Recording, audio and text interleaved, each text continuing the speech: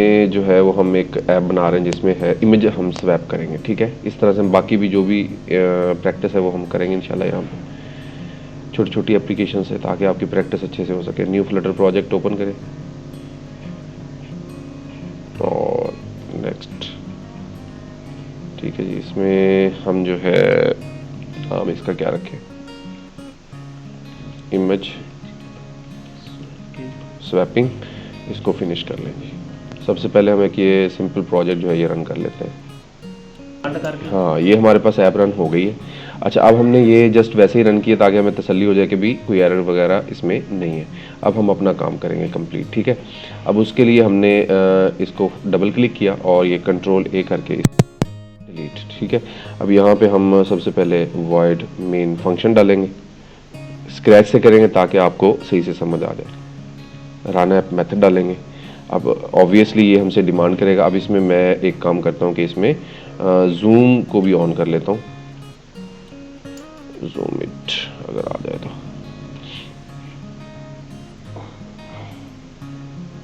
अच्छा चलो file location पे चलते हैं। कहाँ पड़े हुई ये फाइल लोकेशन, अच्छा जी, ठीक है जी, कंट्रोल F4 जी, रन ऐप पे आ गए। अच्छा जी, अब यहाँ पे हम क्या करते हैं, इंपोर्ट का कीवर्ड लगा देते हैं। और यहाँ पे क्यों लगा रहा हूँ मैं, ये मटेरियल डॉट डाट लगानी है ताकि ये रन ऐप पे एरर ना आए। अब रन ऐप पे एरर नहीं आ रहा, वो कह रहा है जी, अब चूंकि उसे पता लग गया है कि रन ऐप क्या चीज़ है ना, तो अब उसने वहाँ से एरर हटा दिया। अब उसकी ब्रैकेट में एरर ले गया। अब वहाँ पे वो कह रहा है कि जी एक मुझे पोजिशनल आर्गूमेंट चाहिए। मैंने कहा जी ठीक है, मैंने यहाँ पे स्वैप ऐप उसका नाम लिख दिया, ठीक है। अब चूंकि अभी एरर ही है, ठीक है, क्योंकि अभी इसके हमने क्लास नहीं बनाई, डिफाइन नहीं किया, तो हम यहाँ पे अब क्या करेंगे, स्टेट एस टी लिखे, सिंपल एस टी एफ लिखे। लो जी, स्टेटफुल आ गया, वेरी गुड, याद है भी आपको स्टेटफुल। और यहाँ पे आप स्टेटफुल एप्लीकेशन बना लिया आपने।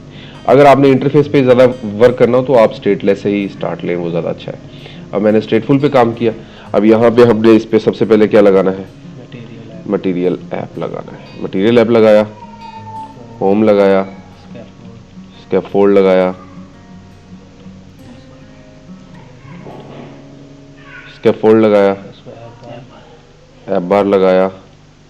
ऐप बार में हमने ये ऐप बार ऐड, अब ये यहाँ तक हम कंट्रोल आल्ट और एल कर लेते हैं, ठीक है। ये हमारी फॉर्मेटिंग होगी।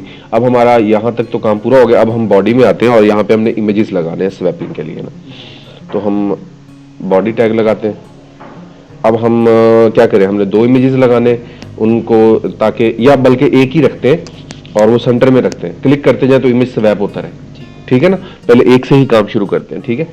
तो यहाँ पे मैं सबसे पहले फिर सेंटर विजेट लगा लेता हूँ, ठीक है।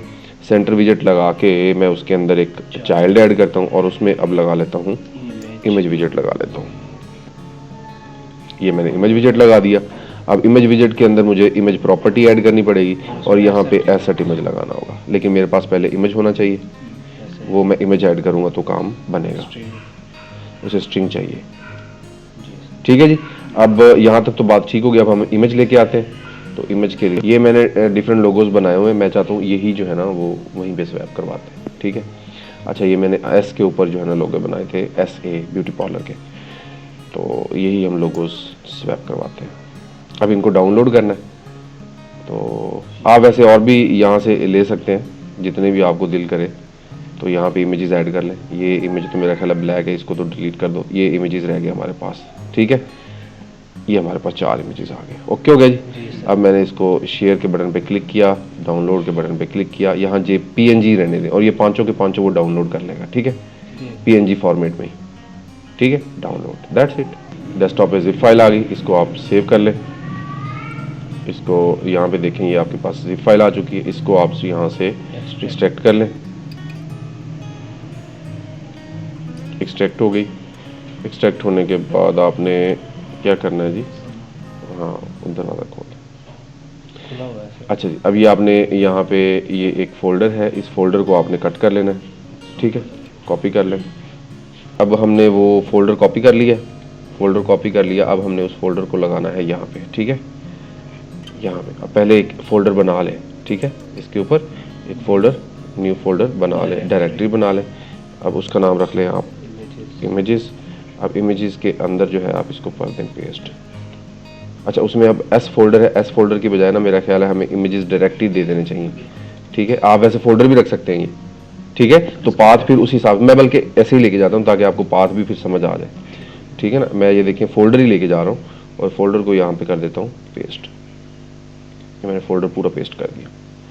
ठीक है, ये यहाँ पे एक एरो बन जाएगा और एरो के अंदर एक फोल्डर बन जाएगा। अब ये फोल्डर रजिस्टर करवाना है हमें। ठीक है ना, अब आते हैं pubspec.yaml फाइल में। जो पाथ बन रहा है वही आपने रजिस्टर करवाना है। ठीक है, तो ये किधर गया, ये आ गया जी। इसको आपने यहाँ से कंट्रोल और फॉरवर्ड स्लैश किया। अब यहाँ याद रखना है कि अलाइनमेंट इसकी सेट रखनी है। अब आपने कौन सा फोल्डर किया जनाब रजिस्टर, इमेजेस। एस कैपिटल है स्मॉल है, ये भी देख लीजिएगा, कैपिटल है। ठीक है, और आपने अब जो है इसको रजिस्टर करना है। ठीक है, अब इसको रजिस्टर कर लें। ठीक है, जो फोल्डर है पूरा पाथ सेट हो गया, यानी इसके आगे जितने भी इमेजेस हैं वो फॉरवर्ड स्लैश आगे बता रही है कि वो सारे हमने रजिस्टर करने हैं। अगर कोई एरर हुआ या हमसे कोई मिस्टेक हो गई तो वो हमें यहाँ पे गाइड कर देगा। ठीक है, अब उसने फिलहाल हमें कोई ऐसा इशू नहीं दिया। ठीक है, अब हमने उस इमेज को एक को डिस्प्ले करवाना है, कंट्रोल आल्ट एल करें। अब यहाँ पे इमेज डिस्प्ले करवाना है तो हमने करना है जी इमेजेस। अब हमें वो सारे स्लैश दिखा रहा है कि कौन सा इमेज, मैंने ये वाला इमेज ले लिया है। ठीक है, कंट्रोल एस करें। फिलहाल तो कंट्रोल एस से नहीं आएगा, हाँ वो हमें चूंकि एसेट्स लगाए हमने, ये देखें वो लोड ही नहीं कर पाया ना। तो इसका तरीकाकार क्या होता है, जब ऐसी एरर आ जाए तो आप इसको रीस्टार्ट किया करें। ठीक है, हॉट रिलोड ना करें आप, इसको ये वाला काम ना करें, बल्कि इसको यहाँ से रीस्टार्ट करें। तो फिलहाल आप इस तरीके से कर लें या इमेज डॉट एसेट के जरिए कर लें। ठीक है, लो जी आप इमेज डॉट एसेट निकाल लें, बच्चे ने पसंद आ गया। इमेज डॉट एसेट आ गया। अब इस देखें इसमें जो है वो हमें क्या करना है, जस्ट इमेजेस और इसमें एक इमेज दे दिया जी। ठीक है, अब यहाँ पे आपने इसको कॉमा लगा दिया। अब ये हमने सेव कर लिया था। अब हमारा मसला ये है कि हमने करना है इसको स्वैप।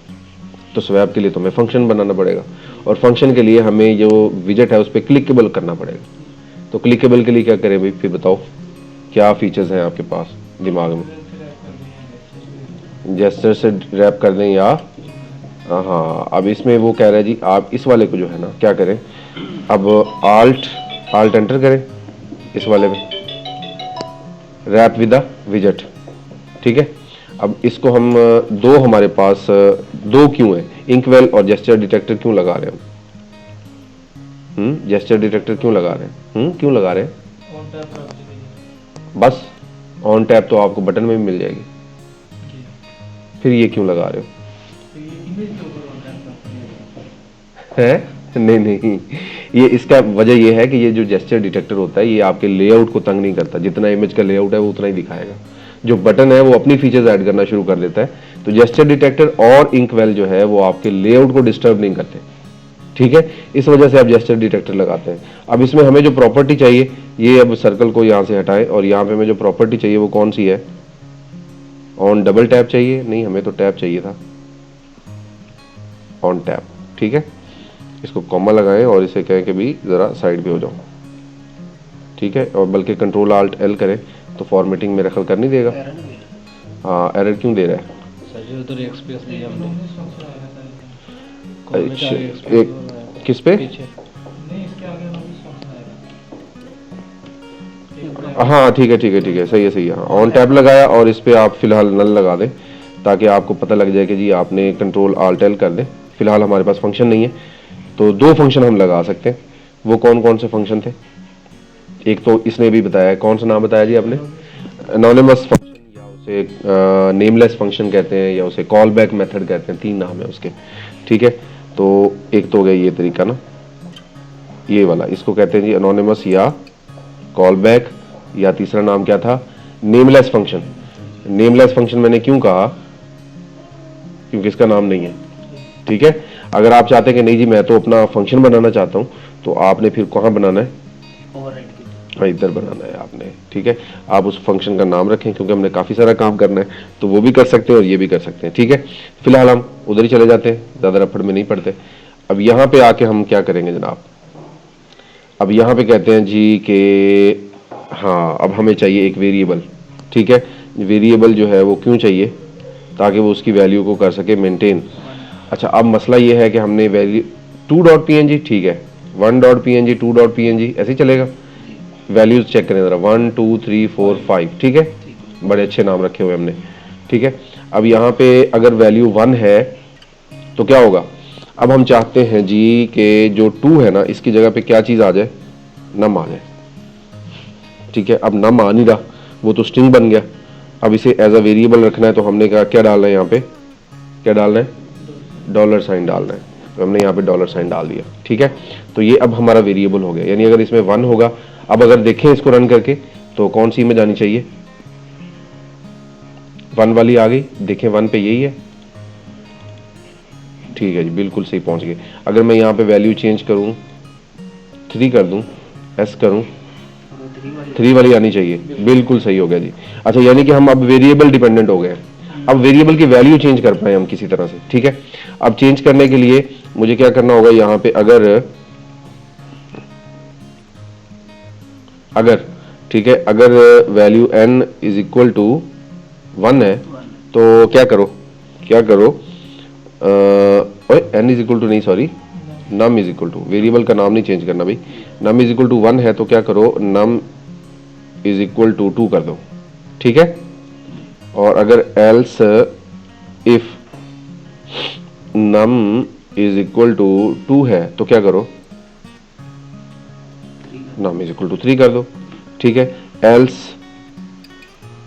इफ अगर नम इज इक्वल टू 3 है तो क्या करो, नम इज इक्वल टू, कितनी इमेजेस हैं टोटल हमारे पास, 5 है, ठीक है, 4 कर दो। एल्स इफ अगर नम इज इक्वल टू 4 है तो क्या करो, नम इज इक्वल टू 5 कर दो। अब अगर 5 है, हाँ, तो नम इज इक्वल टू 1 कर दो। अब होगी स्वैप। अच्छा लेकिन अब मसला देखना क्या आएगा, मसला आएगा, अभी काम नहीं हुआ पूरा, हाँ अभी मसला आएगा। अब मसला क्या आएगा वो देखते हैं कि अब इस पे क्लिक किया मैंने, ये तो कुछ भी नहीं हुआ, नहीं क्लिकेबल तो हो गया है। अच्छा अब आपको तसल्ली दिलाने के लिए कि क्लिकेबल हो गया है, मैं यहाँ पे एक प्रिंट की स्टेटमेंट देता हूँ ताकि आपको ज़रा तसल्ली हो जाए कि भाई वाकई प्रिंट तो हो चुका है। क्लिक, चलो नामी कर देते हैं, ठीक है, लो जी नामी कर दिया हमने यहाँ पे, सिर्फ आपकी तसल्ली के लिए, ठीक है। अच्छा अब इसको कंट्रोल एस करें, कंट्रोल F4 करें और यहाँ रन को भी ओपन कर ले, और जैसे इस पर क्लिक करते हैं देखेगा क्लिक तो हो रहा है, वैल्यू तो चेंज हो रही है, 4 5 1, लेकिन यहाँ इमेज क्यों नहीं चेंज हो रहा। हाँ विजवान, हाँ क्योंकि हमने ये जो कोड है, अब हमें एक मेथड है जो इसमें ऐड करना होगा, वो कौन सा मेथड है, सेट स्टेट मेथड है, सेट स्टेट में ऐड करना था, हाँ सेट स्टेट में ऐड करना था, तो ये यहाँ ले क्यों नहीं रहा, ले लिया,